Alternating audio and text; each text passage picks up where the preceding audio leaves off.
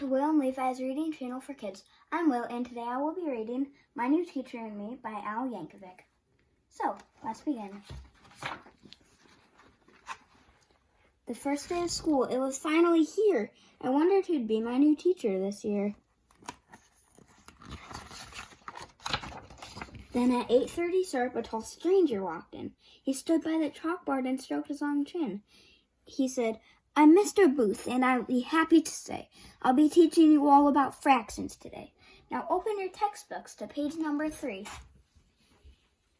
And that's when he stopped and he stared right at me. He said, "You, young man, why's all that filth on your shirt? You can't come in my classroom all covered in dirt."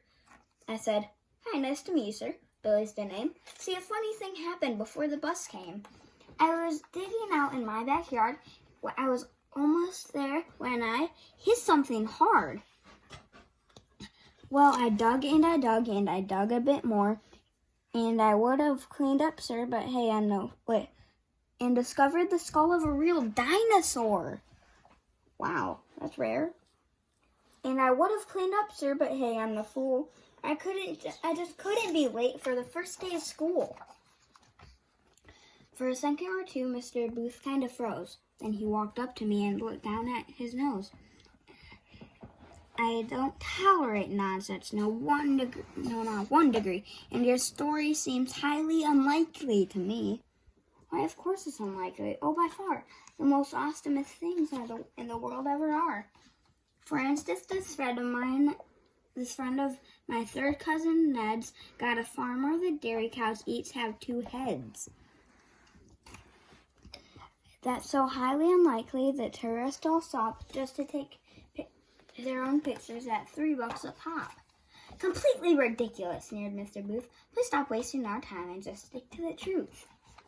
"Well, the truth can seem crazy, like that day in June when my grandfather famously walked on the moon. And he played ukulele while flying a kite. It was in all the papers. You've heard of it, right? You know what? My grandfather even implied someday he might take me along for the ride." The class started cheering, take us too." Then Mr. Booth bristled and snapped, "That'll do. Pure poppycock.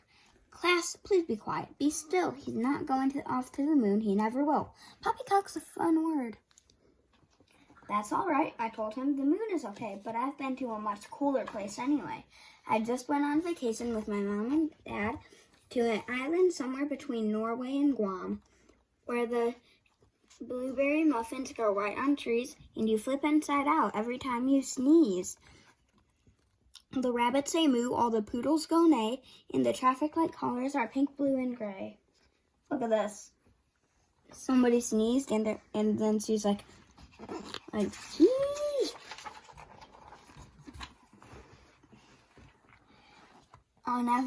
Every third Tuesday, about 1:30, all the gravity stops, and wow, is that ever fun? There's a squid eating contest, and if you win it, they let you be king for exactly 1 minute. Then everyone does what you tell them to. Man, I sure hope we get to go back next year, too.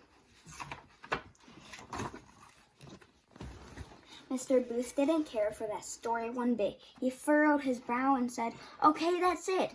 Admit that your stories are simply absurd. I do not believe them, not one single word."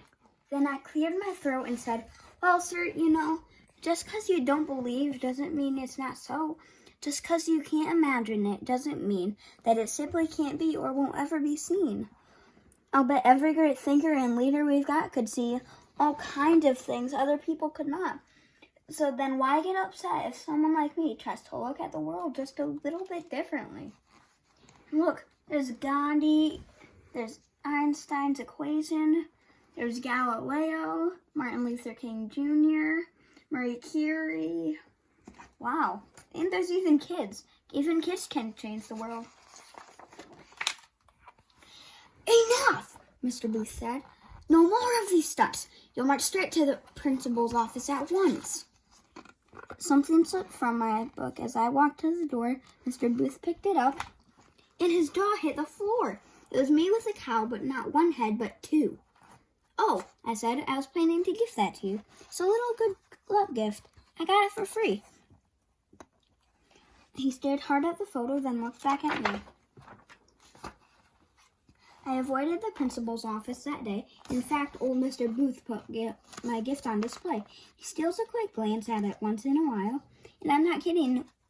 I once saw him smile. We should get along fine. It's certainly clear there's a lot we'll be teaching each other this year. Like how all my stories are perfectly true. Except for, well, maybe a detail or two. Look at that. And look in the window.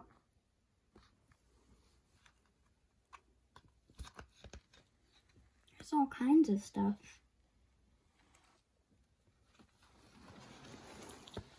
Thank you for listening to Will and Levi's Reading Channel for Kids. I'm Will, and I just wanted to say,